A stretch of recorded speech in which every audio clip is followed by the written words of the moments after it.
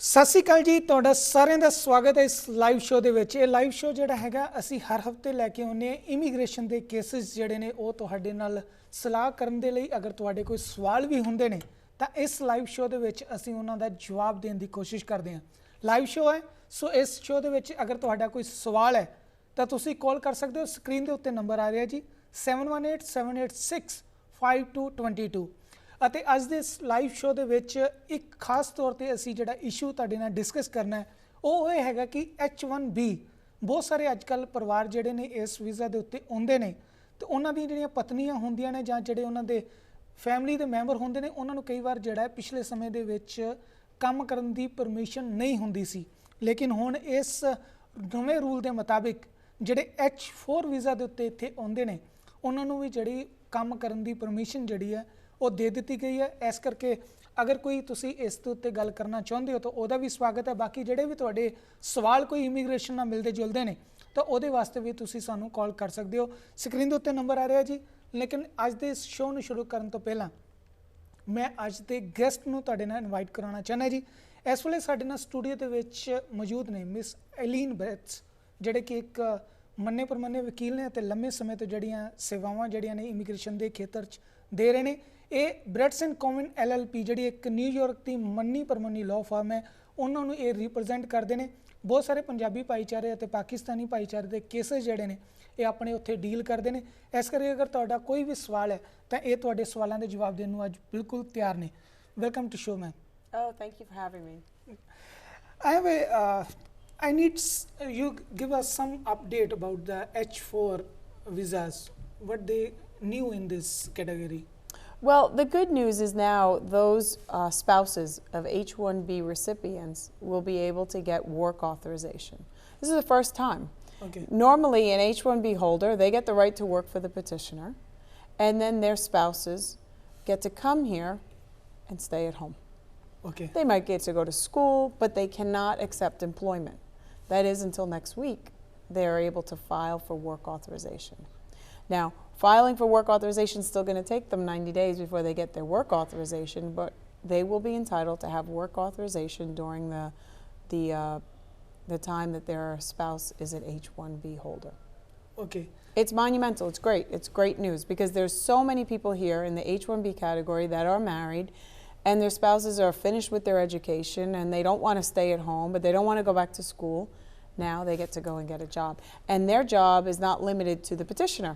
Their job is for anybody who is offering employment and has a valid legal business. So they can earn money, they can work anywhere and without any hesitation. Correct. ਬਿਲਕੁਲ ਇੱਥੇ ਮੈਂ ਤੁਹਾਡੇ ਨਾਲ ਜਿਸ ਤਰ੍ਹਾਂ ਅਸੀਂ ਸਾਂਝਾ ਕਰ ਰਹੇ ਸੀ ਕਿ H4 ਵੀਜ਼ਾ ਦੇ ਜਿਹੜੇ ਉੱਤੇ ਹੁੰਦੇ ਸੀ ਅੱਗੇ ਉਹਨਾਂ ਦੇ ਉੱਤੇ ਇੱਕ ਸ਼ਰਤਾਂ ਲਾਗੂ ਹੁੰਦੀਆਂ ਸੀ ਕਿ ਉਹ ਜਿਹਦੇ ਨਾਲ ਵੀ ਵਿਆਹ ਕੇ ਆਉਂਦੇ ਨੇ ਆਪਣੀ ਸਟੱਡੀ ਕਰ ਸਕਦੇ ਨੇ ਲੇਕਿਨ ਕੰਮ ਨਹੀਂ ਕਰ ਸਕਦੇ, ਇਲੀਗਲੀ ਕੰਮ ਕਰਨਾ ਪੈਂਦਾ ਸੀ ਜਾਂ ਕਿਸੇ ਵੀ ਤਰੀਕੇ ਉਹ ਆਪਣੇ ਆਪ ਘਰੇ ਬੈਠੇ ਬੈਠੇ ਪਰੇਸ਼ਾਨ ਹੋ ਜਾਂਦੇ ਸਨ। पर हुण उन्होंने काम करने की जी परमिशन है वो दे दी गई है। 90 दिनों के अंदर अंदर वर्क परमिट जोड़ा है उन्होंने मिल सकता है। ये अपने आप एक नवी जी फैसिलिटी दी गई है। तुहानू सारे अगर तुसी इस कैटेगरी चाहते हो तो तुहानू इहदी जिहड़ी है जरूर वरतों करनी चाहिए है। तो तुहाडे वास्ते 24 घंटे अपने दरवाजे इन्होंने ओपन किए हैं। किसी वेले भी तुहानू लोड़ पैंदी है स्क्रीन के उत्ते बार बार इन्हों के नंबर भी असी डिस्पले कर रहे हैं। अगर तुहानू लोड़ पैंदी है तो तुसी जरूर इन्हों कॉन्टैक्ट करो और अपने केस जिहड़े ने इन्हां नाल सांझे करो। ਭਾਸ਼ਾ ਦੀ ਫਿਰ ਮੈਂ ਇੱਕ ਵਾਰੀ ਗੱਲ ਕਰ ਦਿੰਦਾ, ਭਾਸ਼ਾ ਦੀ ਕੋਈ ਵੀ ਪ੍ਰੋਬਲਮ ਨਹੀਂ ਹੈ। ਕਿਸੇ ਵੀ ਭਾਸ਼ਾ 'ਚ ਤੁਸੀਂ ਇਹਨਾਂ ਦੇ ਆਫਿਸ ਰਿੰਗ ਕਰੋ, ਹਰ ਇੱਕ ਭਾਸ਼ਾ ਦੇ ਵਿੱਚ ਤੁਹਾਨੂੰ ਉੱਥੇ ਅਟੈਂਡ ਕਰਨ ਲਈ, ਤੁਹਾਡੇ ਸਵਾਲਾਂ ਦੇ ਜਵਾਬ ਕਰਨ ਲਈ ਅਤੇ ਤੁਹਾਡੇ ਨਾਲ ਡੀਲ ਕਰਨ ਲਈ ਉੱਥੇ ਰਿਪਰੈਜ਼ੈਂਟੇਟਿਵ ਜਿਹੜੇ ਨੇ ਉਹ ਬੈਠੇ ਹੋਏ ਨੇ। ਸੋ ਭਾਸ਼ਾ ਦੀ, ਲੈਂਗੁਏਜ ਦੀ ਕਦੇ ਵੀ ਕੋਈ ਜਿਹੜੀ ਹੈ ਉਹ ਚਿੰਤਾ ਨਹੀਂ ਕਰਨੀ ਹੈ ਜੀ। ਸੋ ਲੈਣਾ ਮੈਂ ਤੁਹਾਡੀ ਕਾਲਸ, ਆਪਣੇ ਸਵਾਲ ਥੋੜੇ ਜਿਹੇ ਛੋਟੇ ਅਤੇ ਕੰਪੈਕਟ ਕਰਕੇ, ਕਿਉਂਕਿ ਅਸੀਂ ਵੱਧ ਤੋਂ ਵੱਧ ਤੁਹਾਡੀਆਂ ਕਾਲਸ ਜਿਹੜੀਆਂ ਨੇ ਜ਼ਰੂਰ ਲੈ ਸਕੀਏ ਜੀ। ਹੈਲੋ ਹੈਲੋ, ਸਤਿ ਸ਼੍ਰੀ ਅਕਾਲ ਸਰ। ਸਤਿ ਸ਼੍ਰੀ ਅਕਾਲ ਜੀ। ਸਰ ਜੀ, ਮੇਰਾ ਕੁਐਸਚਨ ਸੀਗਾ ਵੀ ਮੈਂ ਆਪਣੀ ਵਾਈਫ ਦਾ ਗ੍ਰੀਨ ਕਾਰਡ ਤੇ ਅਪਲਾਈ ਕੀਤਾ ਸੀ 2014 ਦਸੰਬਰ 'ਚ। ਓਕੇ ਜੀ। ਇਹ ਤਾਂ ਨਹੀਂ ਸਰ, 13 ਜੀ। 13 ਜੀ। ਹਾਂਜੀ, 13 ਚ ਦਸੰਬਰ 'ਚ ਅਪਲਾਈ ਕੀਤਾ ਸੀ। ਓਕੇ ਜੀ। ਤੇ ਕਿਹੜਾ ਚੱਲ ਰਿਹਾ ਜੀ? He have filed a petition for his wife in 2013, the visibility. And he's a lawful permanent resident. They're currently at, come June 1st, they'll be at October 1st, 2013. First 2013. October 1st, 2013. ਇਸ ਵੇਲੇ ਜੀ ਜਿਹੜੇ October 1 2013 ਦੇ case ਚੱਲ ਰਹੇ ਨੇ ਜੀ। ਅੱਛਾ, ਅਕਤੂਬਰ ਚੱਲ ਰਿਹਾ ਜੀ, ਪਹਿਲੀ ਤਰੀਕ ਹੈ। ਹਾਂਜੀ ਹਾਂਜੀ। ਓਕੇ ਸਰ, ਥੈਂਕ ਯੂ ਜੀ। ਬਹੁਤ ਬਹੁਤ ਧੰਨਵਾਦ ਜੀ ਤੁਹਾਡਾ। ਹੈਲੋ ਹੈਲੋ, ਸਤਿ ਸ਼੍ਰੀ ਅਕਾਲ ਜੀ। ਸਤਿ ਸ਼੍ਰੀ ਅਕਾਲ ਜੀ। ਹਾਂਜੀ, ਸਵਾਲ ਕਰਨਾ ਸੀਗਾ, ਪੁੱਛਣਾ ਸੀ ਵਕੀਲ ਸਾਹਿਬ ਨੂੰ ਜੀ। ਹਾਂਜੀ, ਸਾਡਾ ਕੁਐਸਚਨ ਹੈਗਾ ਜੀ, ਮੈਂ ਆਪਣੇ ਸਿਸਟਰ ਬ੍ਰਦਰ ਦਾ ਅਪਲਾਈ ਕੀਤਾ ਆ। ਓਕੇ। ਤੇ ਮੇਰੀ ਸਿਸਟਰ ਦਾ ਬੇਟਾ 21 ਹੋ ਚੁੱਕਾ ਆ। ਓਕੇ। ਹਾਂਜੀ, ਮੈਂ ਅਪਲਾਈ ਕੀਤਾ ਸੀ 2003 ਚ। ਓਕੇ। ਬੇਟਾ ਉਹਦਾ 21 ਹੋ ਗਿਆ ਲਾਸਟ ਮਈ। ਓਕੇ। ਹਾਂਜੀ, ਹੁਣ ਅਜੇ ਤੱਕ ਕੁਝ ਨਹੀਂ ਆਇਆ, ਤਾਂ ਉਹਨਾਂ ਦਾ ਬਣ ਸਕਦਾ ਬੇਟੇ ਦੇ ਨਾਲ? ਤੁਹਾਡਾ ਕੇਸ ਜਿਹੜਾ ਅਪਰੂਵ ਹੋ ਚੁੱਕਾ ਜੀ? ਅਪਰੂਵ ਜਿਹੜਾ ਵੀਜ਼ਾ ਸੈਂਟਰ ਨੂੰ ਲੈਟਰ ਜਿਹੜੀ ਜਾਂਦੀ, ਉਹ ਮੇਰੇ ਖਿਆਲ 2009 ਦੇ ਵਿੱਚ ਹੋ ਗਿਆ ਸੀ approve. Okay. She have also gonna she have applied for her siblings, sister and brother. Their son is over 21 last year, Right. and the case was filed in 2003. Right. So they have about another year's wait for the visa petition to become current. They're currently in September 2002. Okay. Again, I'm giving June dates, so because next week it'll be June, at the end of next week. So it's up to September 2002. They have about a year wait, but their son luckily will get 6 years grace period from the age of 21. Okay. Because if their application wasn't approved until 2009, it'll be anywhere between Yeah. 5 and 6 years that they get a grace period. By then, he'll still be under the age of 21 in the eyes of immigration. So his 21-year-old son should be coming with them. ਤੁਹਾਡੇ ਵਾਸਤੇ ਖੁਸ਼ਖਬਰੀ ਹੈ ਜੀ, ਇਹਨਾਂ ਦੇ ਕਹਿਣ ਦੇ ਮੁਤਾਬਿਕ ਜਿਹੜਾ ਤੁਹਾਡੇ ਇਹਨਾਂ ਦੇ ਬੇਟਾ ਹੈ ਉਹਨੂੰ 6 ਸਾਲ ਦਾ ਜਿਹੜਾ ਗ੍ਰੇਸ ਪੀਰੀਅਡ ਮਿਲ ਜਾਣਾ, ਕਿਉਂਕਿ 9 ਦੇ ਵਿੱਚ ਇਹ ਕੇਸ ਜਿਹੜੇ ਅਪਰੂਵ ਹੋਇਆ ਸੀ ਤੁਹਾਡਾ, ਤੇ ਕੋਈ ਚਿੰਤਾ ਦੀ ਲੋੜ ਨਹੀਂ ਹੈ ਜੀ। ਔਰ 1 ਸਾਲ ਦੇ ਵਿੱਚ ਵੈਸੇ ਵੀ ਤੁਹਾਡੇ ਬ੍ਰਦਰ ਸਿਸਟਰ ਆ ਰਹੇ ਨੇ, ਤੇ ਉਹਨਾਂ ਦੇ ਨਾਲ ਹੀ ਇਹ ਆ ਜਾਣਗੇ, ਉਹਨਾਂ ਨੂੰ ਵੀਜ਼ਾ ਮਿਲ ਜਾਏਗਾ ਜੀ। ਹਾਂਜੀ ਹਾਂਜੀ, ਇਹ ਮੈਂ ਮੇਕ ਸ਼ੋਰ ਕਰਨਾ ਸੀ। ਹਾਂਜੀ, ਬਹੁਤ ਬਹੁਤ ਜੀ ਧੰਨਵਾਦ। ਹੈਲੋ ਹੈਲੋ ਹੈਲੋ ਹੈਲੋ, ਸਤਿ ਸ਼੍ਰੀ ਅਕਾਲ ਜੀ। ਸਤਿ ਸ਼੍ਰੀ ਅਕਾਲ ਜੀ। ਹਾਂਜੀ, ਮੈਂ ਡਾਬਾ ਬਾਰੇ ਪੁੱਛਣਾ ਸੀ ਵੀ ਕਦ ਤੱਕ ਆਉਣਾ ਕਿ ਨਹੀਂ ਆਉਣਾ? DAPA. They have very good question. What about the DAPA? It will be.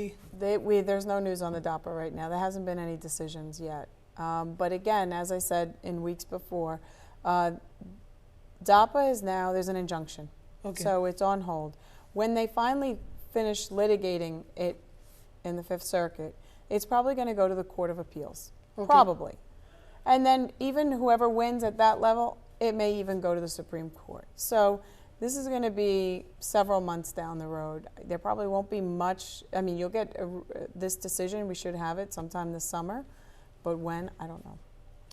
ਬਿਲਕੁਲ ਜੀ, ਇਹਨਾਂ ਦੇ ਕਹਿਣ ਦੇ ਮੁਤਾਬਿਕ ਜੋ ਹਾਲਾਤ ਇਸ ਵੇਲੇ ਨੇ, ਕਿਉਂਕਿ ਕੋਰਟ ਦੇ ਵਿੱਚ ਕੇਸ ਚੱਲ ਰਿਹਾ ਹੈ ਤੇ ਇਹਨੂੰ ਲੱਗਦਾ ਕਿ ਹੋਰ ਵੀ ਜਿਹੜਾ ਕੋਰਟਸ ਦੇ ਵਿੱਚ ਜਾ ਸਕਦਾ ਹੈ, ਉੱਪਰਲੀਆਂ ਅਦਾਲਤਾਂ 'ਚ ਵੀ ਜਾ ਸਕਦਾ ਹੈ, ਤੇ ਤਕਰੀਬਨ ਇਹਨੂੰ ਕਾਫੀ ਮਹੀਨੇ ਲੱਗਣ ਦੇ ਜਿਹੜੇ ਆ ਉਹ ਸੰਕੇਤ ਆ ਰਹੇ ਨੇ।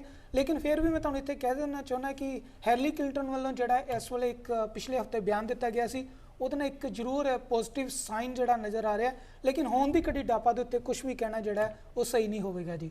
ਵੀ ਆ ਸਕਦਾ, ਨਹੀਂ ਵੀ ਆ ਸਕਦਾ। ਹਾਂਜੀ ਹਾਂਜੀ, ਅਜੇ ਕੁਝ ਨਹੀਂ ਇਹਦੇ ਬਾਰੇ ਕਿਹਾ ਜਾ ਸਕਦਾ ਜੀ। ਅੱਛਾ ਜੀ, ਥੈਂਕ ਯੂ। ਧੰਨਵਾਦ ਜੀ। ਹੈਲੋ ਹੈਲੋ ਹੈਲੋ, ਸਤਿ ਸ਼੍ਰੀ ਅਕਾਲ ਜੀ। ਸਤਿ ਸ਼੍ਰੀ ਅਕਾਲ ਜੀ। ਹਾਂਜੀ, ਕੀ ਸਵਾਲ ਹੈ ਜੀ ਤੁਹਾਡਾ?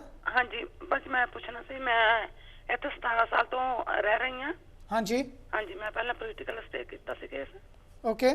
ਹਾਂਜੀ, ਤੇ ਮੈਂ ਬੇਟੀ ਮੇਰੀ ਹੈਗੀ 17 ਸਾਲ ਦੀ। ਓਕੇ। ਹਾਂਜੀ, ਤੇ ਮੈਨੂੰ ਡੈਪੂਟੇਸ਼ਨ ਲਿਖਦੇ ਹੁਣ ਮੈਂ ਕੀ ਕਰ, ਮੈਂ ਕੋਈ ਹੋਰ ਕੇਸ ਨਹੀਂ ਕੀਤਾ।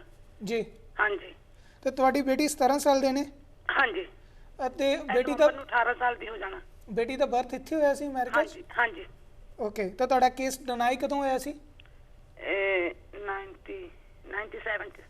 97 ਚ ਹਾਂਜੀ ਡਿਨਾਈ ਹੋ ਗਿਆ ਸੀ ਕੇਸ ਉਦੋਂ? ਹਾਂਜੀ। Okay.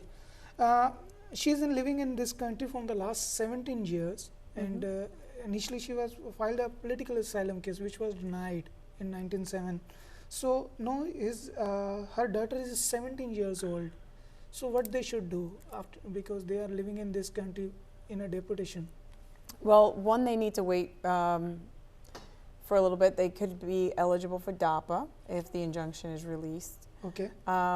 Is lifted, and then they could also explore whether or not they can adjust through the daughter, but that needs further questions. So when the daughter becomes 21, the question is, okay, well, how did her parents enter the United States? Okay. Did they make a valid entry? Are they arriving aliens? And then that will dictate whether or not they could adjust in the United States, if they need to reopen their case or not. So there's more questions that need to be probed and then answered, and then we could decide what would be the best direction for her. ਹਾਂ ਬਿਲਕੁਲ, ਇਹਨਾਂ ਦਾ ਕਹਿਣਾ ਹੈ ਜੀ ਕਿ ਇਸ ਵੇਲੇ ਤੁਹਾਡੇ ਕੋਲ ਦੋ ਆਪਸ਼ਨਾਂ ਬਚਦੀਆਂ ਨੇ, ਜਾਂ ਤਾਂ ਡਾਪਾ ਦਾ ਜਿਹੜਾ ਉਹ ਖੁੱਲ ਜਾਵੇ ਤਾਂ ਫਿਰ ਤੁਸੀਂ ਉਹਦੇ 'ਚ ਅਪਲਾਈ ਕਰ ਸਕਦੇ ਹੋ। ਹਾਂਜੀ। ਦੂਸਰਾ, ਤੁਹਾਡੇ ਕੇਸ ਦੇ ਵਿੱਚ ਤੁਹਾਡੇ ਵਾਸਤੇ ਬਹੁਤ ਸਾਰੇ ਹੋਰ ਸਵਾਲ ਨੇ ਜਿਨ੍ਹਾਂ ਦਾ ਜਵਾਬ ਦੇਣਾ ਤੁਹਾਡੇ ਵੱਲੋਂ ਬਹੁਤ ਜ਼ਰੂਰੀ ਹੈ, ਕਿ ਤੁਹਾਡੇ ਕੇਸ ਨੂੰ ਸਮਝਣਾ ਜਿਹੜਾ ਉਹਦੇ ਵਾਸਤੇ ਜ਼ਰੂਰੀ ਹੈ।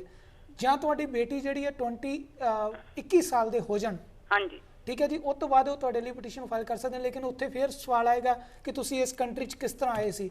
ਸੋ ਮੈਂ ਤੁਹਾਨੂੰ ਇੱਕ ਥੋੜੀ ਜਿਹੀ ਸੁਝਾਅ ਦੇਵਾਂਗਾ ਕਿ ਤੁਸੀਂ ਇਹਨਾਂ ਦੇ ਸਕਰੀਨ ਦੇ ਉੱਤੇ ਨੰਬਰ ਆ ਰਿਹਾ ਜੀ, ਤੁਸੀਂ ਆਫਿਸ ਇਹਨਾਂ ਦੇ ਰਿੰਗ ਕਰਕੇ ਆਪਣੇ ਇਹ ਸਵਾਲ ਜਿਹੜੇ ਨੇ ਉਹ ਖੁੱਲੇ ਟਾਈਮ 'ਚ ਇਹਨਾਂ ਨੂੰ ਕਰੋ, ਤਾਂ ਸੋ ਅਸੀਂ ਵੱਧ ਤੋਂ ਵੱਧ ਜਿਹੜਾ ਹੈ ਇਹ ਇੱਥੇ ਤੁਹਾਨੂੰ ਜਵਾਬ ਦੇ ਸਕੀਏ ਜੀ। ਮੈਂ ਇੱਕ ਸਵਾਲ ਹੋਰ ਕਰਨਾ ਜੀ। ਹਾਂਜੀ, ਮੇਰੇ ਬ੍ਰਦਰ ਨੇ ਮੈਂ ਤੇ ਨਾਂ ਚੇਂਜ ਕੀਤਾ, ਜਿੰਦਾ ਮੈਂ ਆਈ ਆਪਣੇ ਰੀਅਲ ਨਾਂ ਤੇ ਆ, ਮੈਂ ਜਾਣ ਕੇ ਚੇਂਜ ਨਾ ਕਰ ਲਿੱਤਾ, ਉੱਤੇ ਆਪਣਾ ਕੇਸ ਕੀਤਾ ਸੀਗਾ ਪੋਲੀਟੀਕਲ ਸੇ, ਤੇ ਮੇਰੇ ਬ੍ਰਦਰ ਨੇ ਅਪਲਾਈ ਕੀਤਾ ਹੋਇਆ ਆ। ਕੀ ਕੀਤਾ? ਕੇਸ ਕੀਤਾ ਆ ਜਨ ਕੇ। ਅੱਛਾ ਜੀ। ਹਾਂਜੀ, ਬ੍ਰਦਰ ਸਿਸਟਰ ਦੇ। ਤਾਂ ਤੁਸੀਂ ਆਲਰੇਡੀ ਇਸ ਕੰਟਰੀ 'ਚ ਹੋ? ਹਾਂਜੀ। ਤੇ ਤੁਹਾਡੇ ਵਾਸਤੇ ਉਹ ਕੇਸ ਉਹਨਾਂ ਨੇ ਫਾਈਲ ਕੀਤਾ ਹੋਇਆ? ਹਾਂਜੀ। Okay. Her brother has also filed a petition for them, but problem is this कि they are using a two names. The original name was not used in the political asylum case, so there will be some bad consequence. Yeah, they may have some fraud issues. So even if the brother sister petition is available, they're not eligible to waive the fraud if in fact there is fraud here, unless they have a qualified relative in a parent or a spouse. That means the qualified relative would have to be a citizen or a resident. Okay. So there may be some issues there, but that's the same for if the daughter wanted to petition for them. If there's fraud involved, they need a qualified relative, no matter who petitions for them. ਬਿਲਕੁਲ, ਤੁਹਾਡੇ ਵਾਸਤੇ ਜੀ ਜਿਹੜੇ ਦੋ ਨਾਮ use ਕੀਤੇ ਨੇ ਜ਼ਰੂਰ ਕਿਤੇ ਨਾ ਕਿਤੇ ਪ੍ਰੋਬਲਮ ਕ੍ਰੀਏਟ ਕਰਨਗੇ, ਲੇਕਿਨ ਤੁਹਾਡੇ ਪਰਿਵਾਰਕ ਜਿਹੜੇ ਜੀ ਨੇ ਉਹ ਤੁਹਾਡੀ ਜਦੋਂ ਪਟੀਸ਼ਨ ਪਾਉਣਗੇ ਉਦੋਂ ਤੁਹਾਨੂੰ ਇਹ ਸਵਾਲਾਂ ਦਾ ਜਿਹੜਾ ਜਵਾਬ ਦੇਣਾ ਪਏਗਾ। ਫਿਰ ਮੈਂ ਤੁਹਾਨੂੰ ਇੱਕ ਵਾਰੀ ਦਰਖਾਸਤ ਕਰਦਾ ਕਿ ਤੁਸੀਂ ਇਹਨਾਂ ਦੇ ਆਫਿਸ ਸਕਰੀਨ ਦੇ ਉੱਤੇ ਨੰਬਰ ਆ ਰਿਹਾ ਜੀ, ਉੱਤੇ ਡਾਇਲ ਕਰਕੇ ਇਹਨਾਂ ਨਾਲ ਜ਼ਰੂਰ ਗੱਲ ਕਰੋ, ਜਾਂ ਤਾਂ ਤੁਹਾਨੂੰ ਵੱਧ ਤੋਂ ਵੱਧ ਜਾਣਕਾਰੀ ਜਿਹੜੀ ਉੱਥੋਂ ਦਿੱਤੀ ਜਾ ਸਕੇ ਜੀ। Okay, thank you. ਧੰਨਵਾਦ ਜੀ। ਹੈਲੋ। ਹੈਲੋ, ਸਤਿ ਸ਼੍ਰੀ ਅਕਾਲ ਜੀ। ਸਤਿ ਸ਼੍ਰੀ ਅਕਾਲ ਮਨੀਤ ਜੀ, ਮੈਂ ਕੁਐਸਚਨ ਕਰ ਸਕਦਾ? ਜੀ ਵੀਰ ਜੀ, ਤੁਹਾਡਾ ਖੁੱਲ੍ਹਾ ਸਵਾਗਤ ਹੈ ਜੀ। ਹਾਂਜੀ, ਮਿਹਰਬਾਨੀ ਜੀ ਤੁਹਾਡੀ। ਤੇ ਮੈਂ ਆਪਣਾ ਅਸਾਈਲਮ ਕੀਤਾ ਸੀਗਾ, ਉਹਦੇ 'ਚ ਮੈਨੂੰ ਡਿਪੋਰਟੇਸ਼ਨ ਹੋ ਗਈ ਸੀ। ਮੈਂ ਇਸ ਵੇਲੇ 16 ਸਾਲ ਤੋਂ ਇਸ ਕੰਟਰੀ ਦੇ ਵਿੱਚ ਹਾਂ। ਡਿਪੋਰਟੇਸ਼ਨ ਮੇਰੀ ਵੇਵ ਹੋ ਗਈ ਹੈ ਕਿਉਂਕਿ ਬਾਅਦ 'ਚ ਮੈਂ UBJ ਤੇ ਚਲਾ ਗਿਆ ਸੀ। ਓਕੇ। ਤੇ ਸਾਰੀ ਮਤਲਬ ਹੁਣ ਮੈਨੂੰ I-95 ਨਵਾਂ ਮਿਲ ਗਿਆ, ਤੇ ਉਸ ਤੋਂ ਬਾਅਦ ਮੇਰੇ UBJ 'ਚ ਗ੍ਰੀਨ ਕਾਰਡ ਦੇ ਚਾਂਸਸ ਹੈ ਜੀ ਕੁਛ? ਬਿਲਕੁਲ। ਤੁਹਾਡਾ ਯੂ ਵੀਜ਼ਾ ਕਦੋਂ ਅਪਰੂਵ ਹੋਇਆ? UBJ ਨੂੰ ਤਾਂ ਹੋ ਗਏ ਨੇ ਜੀ 2 ਸਾਲ ਤੋਂ ਉੱਤੇ ਹੋ ਚੁੱਕੇ ਨੇ। 2 ਸਾਲ ਤੋਂ ਹੋ ਗਏ ਨੇ ਜੀ। ਮੇਰਾ ਖਿਆਲ ਹੈ 3 ਸਾਲ ਦੀ ਕੰਡੀਸ਼ਨ ਹੈ ਉਹਨਾਂ ਦੀ, ਪਰ ਮੈਂ ਸਿਰਫ ਮੇਕ ਸ਼ੋਰ ਇਹੀ ਕਰਨਾ ਚਾਹੁੰਦਾ ਸੀ ਵੀ ਸਾਰਾ ਕੁਝ ਕਲੀਅਰੈਂਸ ਹੋਣ ਤੋਂ ਬਾਵਜੂਦ ਵੀ ਕੋਈ ਅੜਚਨ ਆ ਸਕਦੀ ਹੈ ਜਾਂ ਮੈਂ ਠੀਕ ਸਮਝਾਂ ਆਪਣੇ ਆਪ ਨੂੰ, ਕੋਈ ਵਾਇਲੇਸ਼ਨ ਨਹੀਂ। Okay ji. He was in this country for the last 16 years.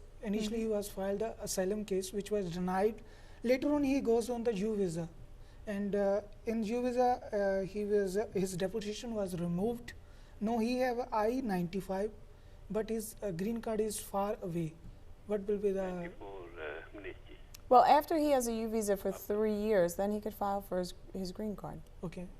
But he can't file before he's had his U visa for 3 years. 3 years. And he can't wait beyond the 4th year. So he only has a 1-year window to file for his green card between the 3rd and the 4th year of having your U visa. His past case can make any effect on the green card?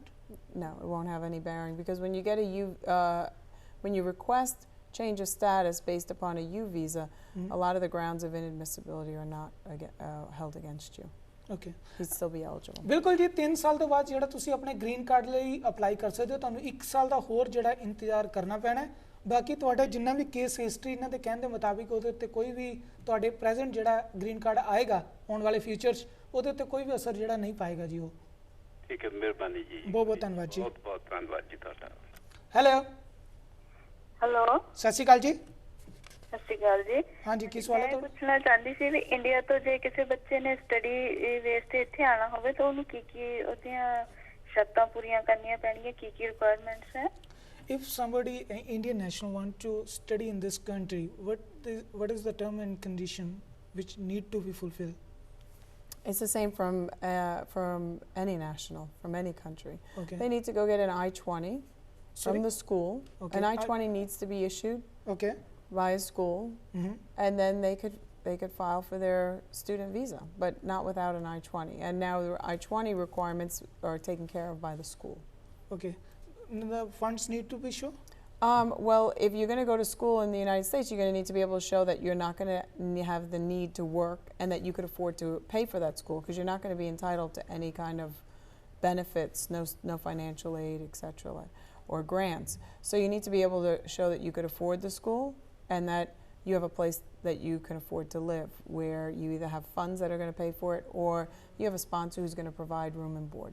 Okay ਬਿਲਕੁਲ ਜੀ ਇਹਦੇ ਵਿੱਚ ਤੁਹਾਨੂੰ I-20 ਦੀ ਲੋੜ ਪਏਗੀ ਜਿਹੜਾ ਕਿ school ਵੱਲੋਂ ਮੁਹੱਈਆ ਕਰਾਇਆ ਜਾਂਦਾ ਬੱਚੇ ਨੂੰ ਕਿ ਹਾਂ ਅਸੀਂ ਤੁਹਾਨੂੰ ਕੀ ਕੋਰਸ ਜਿਹੜਾ ਦੇ ਸਕਦੇ ਹਾਂ ਜਾਂ ਕੀ ਉਹਦੇ ਖਰਚੇ ਹੋਣਗੇ ਦੂਸਰੀ ਚੀਜ਼ ਤੁਹਾਨੂੰ ਫੰਡ ਸ਼ੋ ਕਰਨੇ ਪੈਂਦੇ ਨੇ ਸਟੂਡੈਂਟ ਵੀਜ਼ਾ ਲੈਣ ਤੋਂ ਬਾਅਦ ਕਿ ਜਿਹੜੇ 'ਚ ਇਹ ਸਾਬਤ ਕੀਤਾ ਜਾ ਸਕੇ ਕਿ ਜਿਹੜਾ ਬੱਚਾ ਇੱਥੇ ਪੜ੍ਹਨ ਆ ਰਿਹਾ ਉਹ ਕੰਮ ਨਹੀਂ ਕਰੇਗਾ ਅਤੇ ਉਹਨੂੰ ਕਿਸੇ ਤਰੀਕੇ ਦੀ ਜਿਹੜੀ ਹੈ ਉਹ ਆਪਣੀ ਜ਼ਰੂਰਤ ਜਿਹੜੀ ਹੈ ਆਪਣੇ ਉਹਨਾਂ ਪੈਸਿਆਂ ਤੋਂ ਪੂਰਾ ਕਰ ਸਕਦਾ ਹੈ ਇਹ ਕੁਝ ਸ਼ਰਤਾਂ ਹੁੰਦੀਆਂ ਨੇ ਜੀ ਨਹੀਂ ਫੰਡ ਇੰਡੀਆ ਵਿੱਚ ਸ਼ੋ ਕਰਨੇ ਪੈਣਗੇ ਕਿ ਇੱਥੇ ਕਰਨੇ ਪੈਣਗੇ ਫੰਡ ਜਿਹੜੇ ਇੰਡੀਆ ਸ਼ੋ ਕਰਨੇ ਪੈਣਗੇ ਕਿਉਂਕਿ ਵੀਜ਼ਾ ਜਿਹੜਾ ਜੇ ਬੱਚਾ ਇਸ ਵੇਲੇ ਇੰਡੀਆ 'ਚ ਤਾਂ ਉਹਨਾਂ ਨੂੰ ਇੰਡੀਅਨ ਐਮਬੈਸੀ ਤੋਂ ਜਿਹੜਾ ਉੱਥੋਂ ਇੰਡੀਆ ਦੇ ਵਿੱਚ ਜਿਹੜੀ ਇੱਥੋਂ ਦੀ US ਦੀ ਐਮਬੈਸੀ ਹੈ ਉਹ ਵੀਜ਼ਾ ਮੁਹੱਈਆ ਕਰਾਏਗੀ ਤੇ ਸੋ ਫੰਡ ਉੱਥੇ ਥੋੜੇ ਸ਼ੋ ਕਰਾਉਣੇ ਪੈਣੇ ਜੀ ਬਾਕੀ ਜੇ ਤੁਸੀਂ ਉਹਨਾਂ ਦਾ ਵੀਜ਼ੇ ਦੀ ਜਿਹੜਾ ਸਟੂਡੈਂਟ ਵੀਜ਼ੇ ਦਾ ਜਿਹੜਾ ਖਰਚਾ ਹੈ ਅਗਰ ਉਹ ਸਪਾਂਸਰ ਕਰਨਾ ਚਾਹੁੰਦੇ ਹੋ ਤਾਂ ਫਿਰ ਤੁਸੀਂ ਇੱਥੋਂ ਫੰਡ ਜਿਹੜੇ ਸ਼ੋ ਕਰ ਸਕਦੇ ਹੋ ਉਹਦੇ ਵਾਸਤੇ ਕੋਈ ਵੱਡੀ ਜਿਹੜੀ ਮੁਸ਼ਕਲ ਨਹੀਂ ਆਏਗੀ ਤੁਹਾਨੂੰ ਠੀਕ ਹੈ ਜੀ okay thank you so much ਜੀ ਹੈਲੋ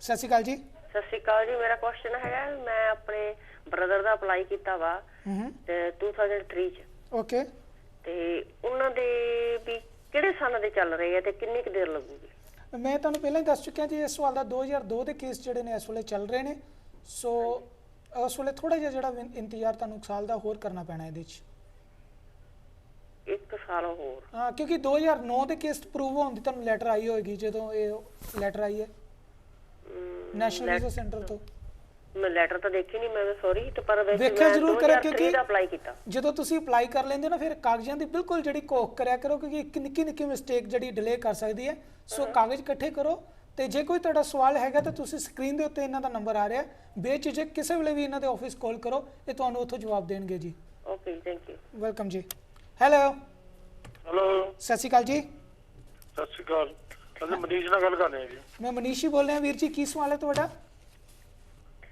ਹਾਂਜੀ ਅਸੀਂ ਪੁੱਛਣਾ ਮੇਰੀ ਬੇਟੀ ਇੰਡੀਆ 25 ਸਾਲ ਦੀ ਏਜ ਹੈ ਜੀ ਮੈਨੂੰ ਇੱਥੇ 20 ਸਾਲ ਹੋ ਗਏ ਰਹਿੰਦੇ ਨੂੰ ਓਕੇ ਅਸੀਂ ਉਹਦਾ ਅਪਲਾਈ ਕਰ ਮਨੀਸ਼ ਦੇ ਹੁੰਦੇ ਨਾ ਲੇਡੀਜ਼ ਆਵਾਜ਼ ਆਉਂਦੀ ਹੈ ਐਕਚੁਅਲੀ ਤੁਸੀਂ ਨਾ ਫੋਨ ਦੇ ਉੱਤੇ ਸੁਣਨ ਦੀ ਕੋਸ਼ਿਸ਼ ਕਰ ਰਹੇ ਹੋ ਉਹਦੇ ਤੇ ਗੱਲ ਕਰੋ ਮੇਰੇ ਨਾਲ ਤਾਂ ਤੁਹਾਨੂੰ ਜਿਹੜੀ ਕਲੀਅਰ ਆਵਾਜ਼ ਸੁਣ ਜਾਏਗੀ ਕੋਈ ਚੱਕਰ ਨਹੀਂ ਮੈਂ ਫੋਨ ਤੇ ਬਿਲਕੁਲ ਬੰਦ ਕਰ ਦੂੰ ਹਾਂਜੀ ਮੇਰੀ ਬੇਟੀ ਹੈਗੀ ਆ 26 ਸਾਲ ਦੀ ਜੀ ਮੈਨੂੰ ਇੱਥੇ ਰਹਿੰਦੇ ਨੂੰ ਹੋ ਗਿਆ 30 ਸਾਲ ਹੋ ਗਏ ਜੀ ਗ੍ਰੀਨ ਕਾਰਡ ਹੈ ਮੇਰੇ ਕੋਲ ਓਕੇ ਤੇ ਮੈਂ ਉਹਦਾ ਅਪਲਾਈ ਕਰਨਾ ਚਾਹੁੰਦਾ ਕਿੱਦਾਂ ਕਰਾਂ he is a green card holder in this country and living for the last 20 years his daughter is 25 years old which is in India right now so he want to bring her in United States what the procedure should be adopted Well, he should consider naturalizing, but that's a different story.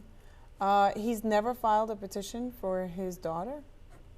I mean, if he's had his green card for 20 years, the time to file is before they turn 21. Once they hit 21, the priority dates are extremely long. But no, she is married and have 2 kids also. Okay, so he can't file a petition for her until he's a citizen, because a lawful permanent resident cannot petition for a married child. Okay. So the first step is he needs to naturalize. After he naturalizes, he can petition for her and the whole family could come. Okay ਬਿਲਕੁਲ ਜੀ, ਇਸ ਵੇਲੇ green card ਦੇ ਉੱਤੇ ਕਿਉਂਕਿ ਤੁਹਾਡੀ ਬੇਟੀ ਵਿਆਹੀ ਹੋਈ ਹੈ, ਉਹਨਾਂ ਦੇ 2 ਬੱਚੇ ਵੀ ਨੇ, ਤੇ ਤੁਸੀਂ ਗ੍ਰੀਨ ਕਾਰਡ ਦੇ ਉੱਤੇ ਉਹਨਾਂ ਨੂੰ ਨਹੀਂ ਸੱਦ ਸਕਦੇ। ਇਸ ਕਰਕੇ ਤੁਹਾਨੂੰ ਜਦੋਂ ਤੁਸੀਂ ਇੱਥੋਂ ਦੇ ਸਿਟੀਜ਼ਨ ਹੋ ਜਾਓਗੇ ਫਿਰ ਤੁਸੀਂ ਉਹਨਾਂ ਵਾਸਤੇ ਪਟੀਸ਼ਨ ਜਿਹੜੀ ਆ ਪਾਉਣ ਦਾ ਹੱਕ ਰੱਖਦੇ ਹੋ, ਤੇ ਉਸ ਤੋਂ ਬਾਅਦ ਉਹ ਇੱਥੇ ਜਿਹੜੇ ਨੇ ਆ ਸਕਦੇ ਨੇ ਜੀ। ਅੱਛਾ ਮਨੀਸ਼ ਜੀ, ਇੱਕ ਛੋਟਾ ਜਿਹਾ ਕੁਐਸਚਨ ਹੋ ਰਿਹਾ ਜੀ ਵੀਰ ਜੀ। ਮੇਰੇ ਗੈਸ ਸਟੇਸ਼ਨ ਤੇ ਇੱਕ ਬੰਦਾ ਕੰਮ ਕਰ ਰਿਹਾ। ਓਕੇ। ਉਹ ਜਦੋਂ ਚ ਆਇਆ ਤਾਂ ਉਹ ਆਇਆ ਸੀਮੈਨ ਦੇ ਤੌਰ ਤੇ। ਹਾਂਜੀ। ਕੋਈ ਮੈਕਰੀ ਸਟੈਪ ਕੋਈ ਨਹੀਂ ਪਈ ਇੱਥੇ ਆਇਆ ਕਿ ਨਹੀਂ ਆਇਆ। ਓਕੇ। ਉਹਨੂੰ ਹੋ ਗਿਆ 13 ਸਾਲ ਹੋ ਗਏ। ਓਕੇ। ਉਹਦਾ ਕੁਝ ਹੱਲ ਹੋ ਸਕਦਾ? ਰੈਸਟੋਰੈਂਟ ਹੈਗਾ, ਰੈਸਟੋਰੈਂਟ ਤੋਂ ਵੀ ਅਪਲਾਈ ਕਰ ਸਕਦਾ ਉਹਨੂੰ? Okay. he is running a gas station where one employee is from India. He's living in this country for the last 12 and 13 years without any inspection. He came to this country, so no, he want to make some ground for him. So it is possible in any way? No, we'd have to do a full consultation with him. Has he ever been a victim of a crime? Has anybody ever filed a visa petition for him in the past, one that he might have been a derivative on? We need to do a full intake with him to determine whether or not he might be eligible for anything. But if the facts are just that he's come only 12 or 13 years ago and he's never been petitioned for and nobody knows he exists, then he's not going to be able to legalize himself so easily. You can look at whether he came before he was 16 years old. Maybe he's DACA eligible. You can look at whether he's DAPA eligible if that injunction is lifted. But there's nothing he can affirmatively run out and do with the exception of DACA right now. Okay ਬਿਲਕੁਲ ਜੀ। ਇਸ ਵੇਲੇ ਜਿਹੜਾ ਤੁਹਾਡੇ ਜਿਨ੍ਹਾਂ ਦੀ ਤੁਸੀਂ ਗੱਲ ਕਰਨ ਦੀ ਕੋਸ਼ਿਸ਼ ਕਰ ਰਹੇ, ਅਗਰ 12 ਸਾਲ ਤੋਂ ਲੰਮੇ ਸਮੇਂ ਤੋਂ ਆਏ ਹੋਏ ਨੇ, ਤੇ ਜੇ ਇਹਨਾਂ ਦੀ 16 ਸਾਲ ਤੋਂ ਘੱਟ ਦੀ ਉਮਰ ਹੈ ਤਾਂ ਫਿਰ ਸ਼ਾਇਦ ਕਿਤੇ ਨਾ ਕਿਤੇ ਡਾਕਾ ਦੇ ਵਿੱਚ ਇਹਨਾਂ ਦੀ ਐਡਜਸਟਮੈਂਟ ਹੋ ਸਕਦੀ ਹੈ। ਲੇਕਿਨ ਫਿਰ ਵੀ ਮੈਂ ਇੱਕ ਜ਼ਰੂਰ ਕਹਾਂਗਾ ਕਿ ਇਹੋ ਜਿਹੇ ਜਿਹੜੇ ਕੇਸ ਨੇ ਤੁਸੀਂ ਇਹਨਾਂ ਦੇ ਆਫਿਸ ਡਿਸਕਸ ਕਰੋ, ਕਿਸੇ ਵੀ ਲੈਂਗੁਏਜ ਕਰੋ, ਕੋਈ ਪ੍ਰੋਬਲਮ ਨਹੀਂ। ਇਹ ਤੁਹਾਨੂੰ ਉੱਥੋਂ ਜਿਹੜੀ ਬਿਹਤਰ ਜਾਣਕਾਰੀ ਦੇਣ ਦੀ ਜਿਹੜੀ ਹੈ ਕੋਸ਼ਿਸ਼ ਕਰਨਗੇ ਜੀ। ਨਹੀਂ ਜੀ, ਇੱਕ ਮਿੰਟ, ਉਹਦੀ ਉਮਰ ਹੈਗੀ 37 ਦੀ। ਫਿਰ ਇਸ ਕਰਕੇ ਉਹਨਾਂ ਦੇ ਜਿਹੜਾ ਫਿਰ ਉਹ ਡਾਕਾ ਦੇ ਵਾਸਤੇ ਵੀ ਕੁਆਲੀਫਾਈ ਉਹਨਾਂ ਨੇ ਨਹੀਂ ਕਰਨਾ, ਕਿਉਂਕਿ ਉਸ ਵੇਲੇ ਉਹ 20 ਸਾਲ ਦੇ ਹੋਣਗੇ, 25 ਸਾਲ ਦੇ ਜਦੋਂ ਇਸ ਕੰਟਰੀ 'ਚ ਆਏ ਨੇ। ਰੈਸਟੋਰੈਂਟ ਤੋਂ ਹੋ ਸਕਦਾ? ਨਹੀਂ ਜੀ, ਉਹਦੇ ਵਾਸਤੇ ਤੁਹਾਨੂੰ ਜਿਹੜਾ ਇਹਨਾਂ ਦੇ ਆਫਿਸ ਰਿੰਗ ਕਰੋ, ਤੁਹਾਨੂੰ ਜ਼ਰੂਰ ਉੱਥੋਂ ਜਾਣਕਾਰੀ ਦੇਣਗੇ ਕਿਸ ਤਰ੍ਹਾਂ ਐਡਜਸਟਮੈਂਟ ਉਹਨਾਂ ਦੀ ਹੋ ਸਕਦੀ ਹੈ ਜੀ। ਮੇਰਾ ਆਪਣਾ ਖੁਦ ਦਾ ਰੈਸਟੋਰੈਂਟ ਵੀ ਹੈ। ਉਹ ਕੋਈ ਗੱਲ ਨਹੀਂ ਵੀਰ ਜੀ, ਲੇਕਿਨ ਇੱਥੇ ਤਾਂ ਕੋਈ ਕੰਟਰੀ ਤੇ ਜਿਹੜਾ ਪ੍ਰੋਸੀਜਰ ਹੈ ਉਹਨੂੰ ਫੋਲੋ ਕਰਨਾ ਪੈਣਾ, ਤੇ ਉਹਦੇ ਵਾਸਤੇ ਤੁਹਾਨੂੰ ਇਹ ਜਾਣਕਾਰੀ ਦੱਸ ਦੇਣ ਕਿਉਂਕਿ ਬਹੁਤ ਸਾਰੇ ਆਪਸ਼ਨਸ ਹੁੰਦੀਆਂ ਨੇ, ਮੇ ਵੀ ਕੋਈ ਨਾ ਕੋਈ ਉਹਦੇ ਵਾਸਤੇ ਕੁਆਲੀਫਾਈ ਕਰਦੀ ਹੋਏਗੀ ਜੀ। ਓਕੇ ਜੀ, ਥੈਂਕ ਯੂ ਜੀ। ਹੈਲੋ। ਹੈਲੋ, ਸਤਿ ਸ਼੍ਰੀ ਅਕਾਲ ਜੀ। ਸਤਿ ਸ੍ਰੀ ਅਕਾਲ ਜੀ। ਹਾਂਜੀ ਵੀਰ ਜੀ, ਕੀ ਸਵਾਲ ਹੈ? ਹਾਂਜੀ, ਮੇਰਾ ਸਵਾਲ ਇਹ ਆ ਵੀ ਅਸੀਂ ਕੇਸ ਕੀਤਾ ਸਿਟੀਜ਼ਨਸ਼ਿਪ ਦਾ ਬ੍ਰਦਰਾਂ ਲਈ ਜੀ, ਤੇ 20 ਆਪਣੇ 2012 ਦਾ ਤੇ 2013 ਦਾ। ਓਕੇ। ਉਹਦਾ ਕਿੰਨਾ ਟਾਈਮ ਲੱਗੂਗਾ, ਤੇ ਜੇ ਉਹ ਓਵਰੇਜ ਬੱਚੇ ਥੋੜੇ ਹੋਏ ਵਾ ਉਹਨਾਂ ਦੀ ਕੀ ਪੋਜੀਸ਼ਨ ਹੈ, ਜੇ ਉਹ ਨਾਲ ਆਉਣਾ ਚਾਹੋ ਕੀ ਕਰਨਾ ਪਊਗਾ? ਤੁਸੀਂ ਸਿਟੀਜ਼ਨ ਹੋ ਇਸ ਕੰਟਰੀ 'ਚ? ਹਾਂਜੀ ਹਾਂਜੀ। ਤੁਸੀਂ ਅਪਲਾਈ ਕਦੋਂ ਕੀਤਾ ਸੀ? 2012 ਦਾ ਤੇ 2002 ਦਾ ਤੇ 2003 ਦਾ। ਓਕੇ। 2 ਕੇਸ ਆ। ਤੁਹਾਡੇ ਬ੍ਰਦਰ ਸਿਸਟਰ ਨੇ? ਹਾਂਜੀ ਹਾਂਜੀ। he is a citizen of in this country and he applied for his siblings in 2002 and 2003 in New so what is the procedure, how much time will we take in the short?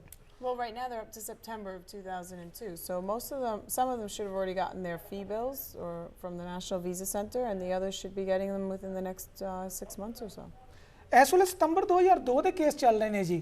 ਸਤੰਬਰ 2002 ਦੇ ਵੀ ਚੱਲਦਾ ਹੈ। ਹਾਂਜੀ, ਤਾਂ ਫਿਰ ਬੜੀ ਜਲਦੀ ਤੁਹਾਨੂੰ ਜਿਹੜਾ ਕੋਈ ਨਾ ਕੋਈ ਸੁਨੇਹਾ ਆਉਣ ਵਾਲਾ ਹੈ, ਤਾਂ ਤੁਸੀਂ ਤਿਆਰ ਰਹੋ। ਗੱਲ ਇਹ ਆ ਨਾ, ਬੱਚੇ ਪੜ੍ਹਾਈ ਜ਼ਿਆਦਾ ਅੰਗਰੇਜ਼ ਸੀਗੇ, ਹੁਣ ਬੱਚੇ 1-2 ਸਾਲ ਅਪ ਹੋ ਗਏ, 4 ਸਾਲ ਅਪ ਹੋ ਗਿਆ। ਮੈਂ ਪਹਿਲਾਂ ਹੀ ਜਿਹੜਾ ਸਭ ਤੋਂ ਪਹਿਲੀ ਕਾਲ ਆਈ ਸੀ ਉਹਦੇ ਵਿੱਚ ਦੱਸਿਆ ਸੀ ਕਿ ਜਦੋਂ ਤੁਹਾਡੇ 2009 ਦੇ ਵਿੱਚ ਅਗਰ ਕੇਸ ਹੋ ਗਿਆ, ਕਿਉਂਕਿ ਤੁਹਾਨੂੰ ਜਿਹੜੇ ਲੈਟਰ ਆਈ ਹੋਗੀ, ਤਾਂ ਫਿਰ 6 ਸਾਲ ਦਾ ਗ੍ਰੇਸ ਪੀਰੀਅਡ ਜਿਹੜਾ ਮਿਲ ਜਾਂਦਾ ਉਹਦੇ ਵਿੱਚ।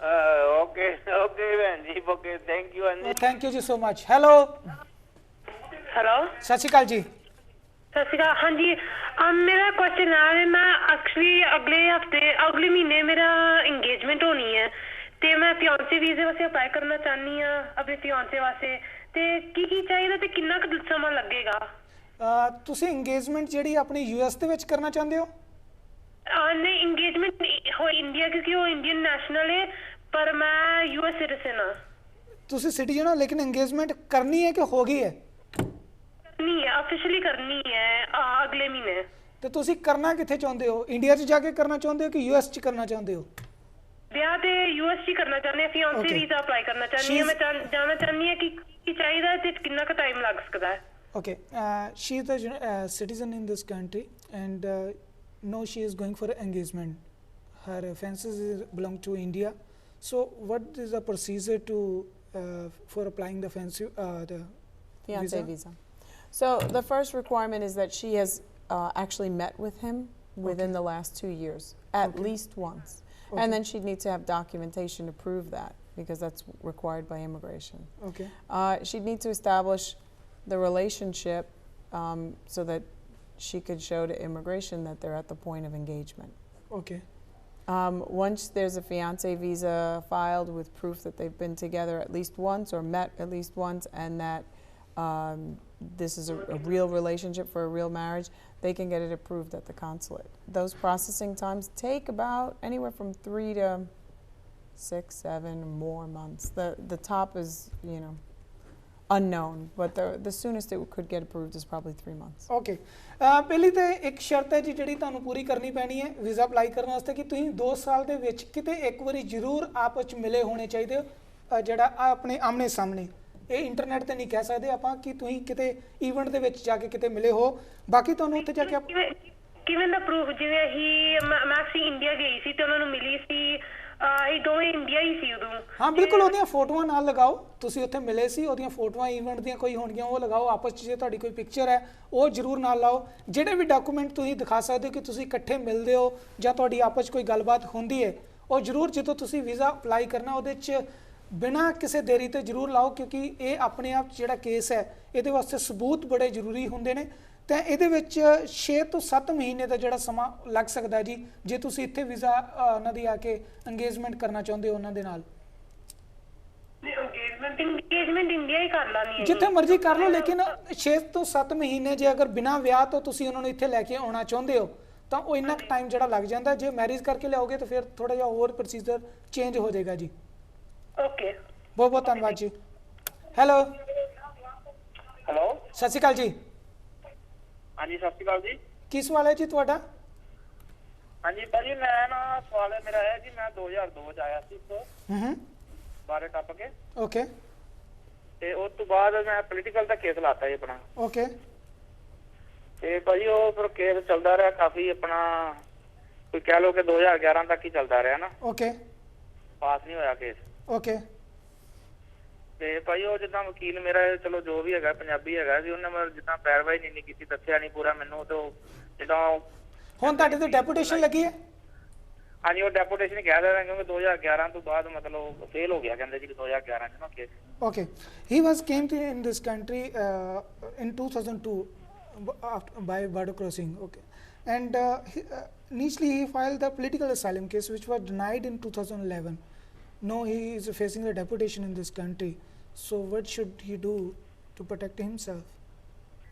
Well, right now, if he's got a final order of removal, the only way to stop a removal if immigration was coming after him to remove him is something called a stay of deportation. Okay. It's called a stay or deferred action. So the question is immigration really coming after him at this point? He's got a removal order from 2011. Well, immigration has priorities right now. They're only removing people who are in first and second priority. Okay. Those people are usually with orders that have criminal convictions. They may have aggravated felonies. They may have drug-related offenses, violent crimes. They're gang members. DWI is in with all those nasty crimes. But just to have a removal order and nothing else, immigration's not actively looking for him. But if he gets arrested for anything, he may come to Come light, and priority. immigration will then. ਪਹਿਲੀ ਤਾਂ ਗੱਲ ਸਮਾਂ ਬਹੁਤ ਘੱਟ ਹੈ, ਮੈਂ ਤੁਹਾਨੂੰ ਇੱਥੇ ਇੱਕ ਚੀਜ਼ ਜਲਦੀ ਦੱਸ ਦੇਣਾ ਚਾਹੁੰਦਾ ਵੀਰ ਜੀ, ਕਿਉਂਕਿ ਤਰੀਕੇ ਦੋ ਨੇ ਤੁਹਾਡੇ ਉੱਤੇ ਡੈਪੂਟੇਸ਼ਨ ਲੱਗੀ ਹੈ, ਲੇਕਿਨ ਡੈਪੂਟੇਸ਼ਨ 'ਚ ਜਿਹੜੇ ਉਹਨਾਂ ਬੰਦਿਆਂ ਨੂੰ ਇਸ ਕੰਟਰੀ 'ਚੋਂ ਕੱਢਿਆ ਜਾ ਰਿਹਾ ਜਿਹੜੇ ਪ੍ਰਾਇੋਰਟੀ ਦੇ ਵਿੱਚ ਆਉਂਦੇ ਨੇ, ਜਾਂ ਜਿਨ੍ਹਾਂ ਨੇ ਕੋਈ ਜ਼ੁਲਮ ਕੀਤਾ, ਜਾਂ ਜਿਨ੍ਹਾਂ ਦੇ ਉੱਤੇ ਕੋਈ ਡਰੱਗ ਦਾ ਕੇਸ ਚੱਲਿਆ, ਜਾਂ ਜਿਨ੍ਹਾਂ ਦੇ ਉੱਤੇ ਕੋਈ ਕ੍ਰਿਮੀਨਲ ਐਕਟੀਵਿਟੀ ਦਾ ਕੇਸ ਹੈ।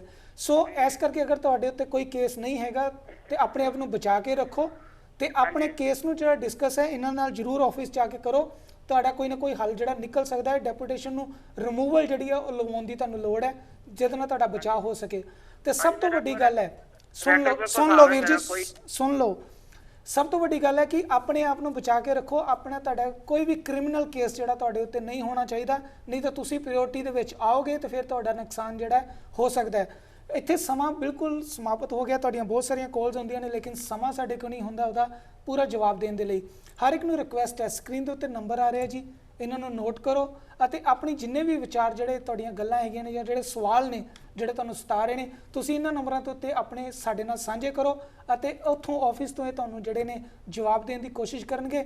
ਫਿਰ ਮੈਂ ਜਾਂਦੀ ਵਾਰ ਕਹਿੰਦਾ ਕਿ ਭਾਸ਼ਾ ਦੀ ਕੋਈ ਪ੍ਰੋਬਲਮ ਨਹੀਂ, ਲੈਂਗੁਏਜ ਦੀ ਕਿਸੇ ਵੀ ਤਰੀਕੇ ਦੀ ਕੋਈ ਲੈਂਗੁਏਜ ਆਉਂਦੀ, ਹਿੰਦੀ, ਪੰਜਾਬੀ, ਉਰਦੂ, ਕਿਸੇ 'ਚ ਵੀ ਤੁਸੀਂ ਗੱਲ ਕਰੋ, ਆਫਿਸ ਦੇ ਵਿੱਚ ਇਹਨਾਂ ਦੇ ਜਿਹੜੇ ਨੁਮਾਇੰਦੇ ਨੇ ਉਹ ਤੁਹਾਨੂੰ ਉਸੇ ਭਾਸ਼ਾ ਦੇ ਵਿੱਚ ਤੁਹਾਡਾ ਜਵਾਬ ਦੇਣ ਦੀ ਕੋਸ਼ਿਸ਼ ਕਰਨਗੇ।